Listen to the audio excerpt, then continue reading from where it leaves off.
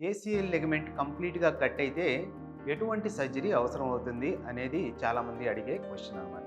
ఇప్పుడు ACL ligament కంప్లీట్‌గా cut అయిందనుకుంటే దాన్ని గ్రేడ్ 3 ఇంజ్యూరీ అంటాము. సో, అటువంటి పరిస్థితుల్లో మనం సర్జరీ చేసి ఏ లిగమెంట్ అయితే తెగిపోయిందో, సపోజ్ ఏసీఎల్ అనే లిగమెంట్ తెగిపోతే ఆ తెగిపోయిన దాని ప్లేస్‌లో ఆ స్థానంలో మరో కొత్త లిగమెంట్ అమర్చాల్సి ఉంటుంది. దీన్నే లిగమెంట్ రీకన్‌స్ట్రక్షన్ సర్జరీ అంటాము. ఈ కొత్త లిగమెంట్ అనేది బయట ఎక్కడి నుంచో తెచ్చి వేసేది కాదు.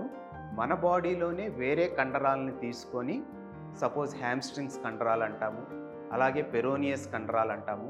ఈ కండరాల్లో ఏదో ఒక కండరాన్ని తీసుకొని డ్యామేజ్ అయిన లిగమెంట్ ప్లేస్‌లో దీన్ని రీప్లేస్ చేస్తాము. దీన్ని లిగమెంట్ రీకన్‌స్ట్రక్షన్ సర్జరీ అంటాము. అంతేగాని ఇది లిగమెంట్ రిపేర్ కాదు. అంటే ఉన్నదాన్ని తెగిపోయిన దాన్ని రిపేర్ చేయటం కాదు.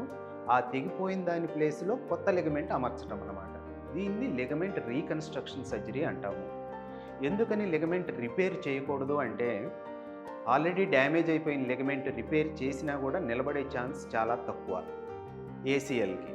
కాబట్టి లిగమెంట్ తెగిపోయిన దాని ప్లేస్‌లో కొత్త లిగమెంట్ మన కండరాలనే వాడి చేస్తామన్నమాట.